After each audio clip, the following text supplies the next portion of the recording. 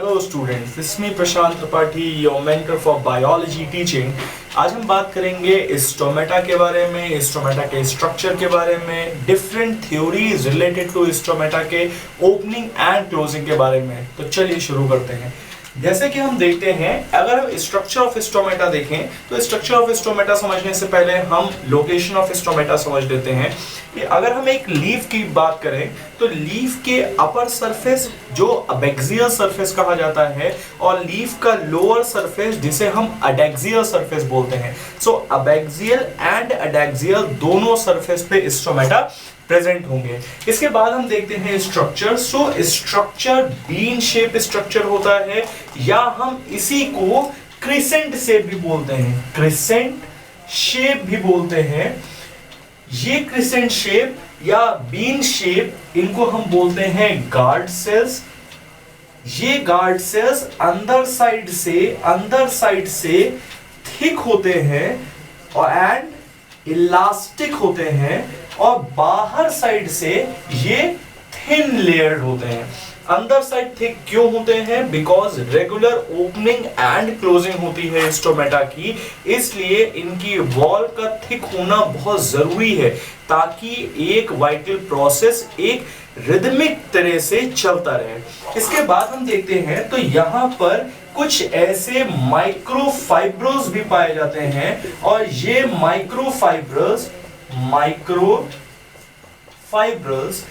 माइक्रोफाइब्रल्स cellulosic nature के होते हैं। सेल्यूलोजिक नेचर मींस यहाँ पे सेल्यूलोज प्रेजेंट होता है।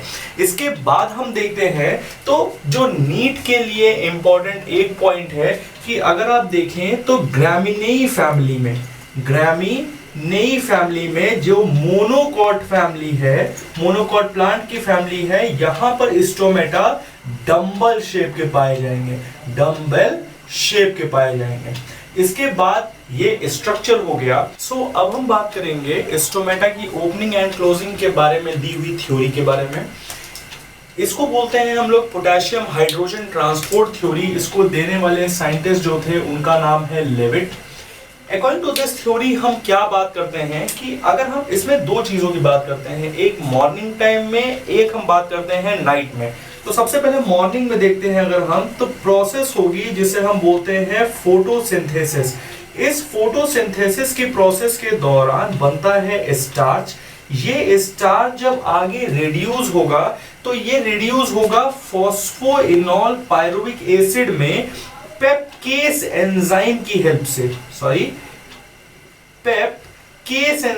हेल्प से और ये फॉस्फोइनोल पायरुविक एसिड आगे जाकर के कन्वर्ट होता है मैलिक एसिड में और ये मैलिक एसिड कन्वर्ट हो जाता है या हम कहीं ये टूट जाता है हाइड्रोजन प्लस मैलेट में। अब ये सब जितना भी प्रोसेस है ये कहां हो रहा है? ये हो रहा है इनसाइड द गार्ड सेल, मतलब कि यहां पर हाइड्रोजन आयन बनेंगे और इसके साथ मैलेट आयन बनेंगे।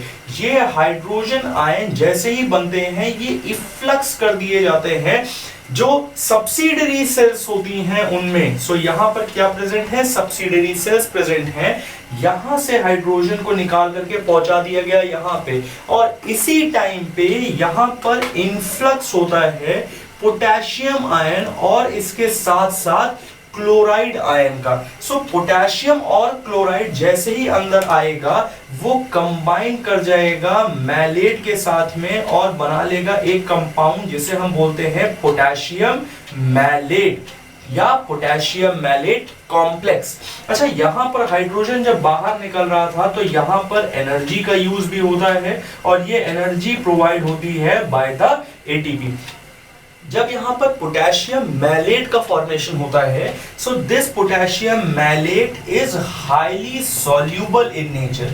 ये बहुत ज्यादा सॉल्युबल नेचर का होता है और ये सॉल्युबल हो जाता है इसमें। उसकी वजह से यहाँ का ऑस्मोटिक प्रेशर बढ़ जाता है।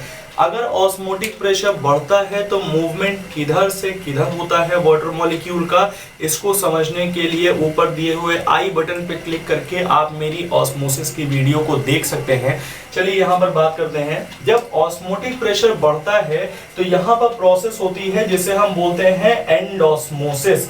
अब इस एंडोस्मोसिस के प्रोसेस के दौरान वाटर मॉलिक्यूल एंटर होंगे यहाँ पर, और जब एंटर होंगे तो सेल हो जाएगी टर्जिड, या हम बोले गार्ड सेल में बहुत ज्यादा टर्जिडिटी आ जाएगी और उसकी वजह से यहाँ पर स्टोमेटा ओपन हो जाएंगे। सो मॉर्निंग में इस तरह से स्टोमेटा की बात करते हैं नाइट की।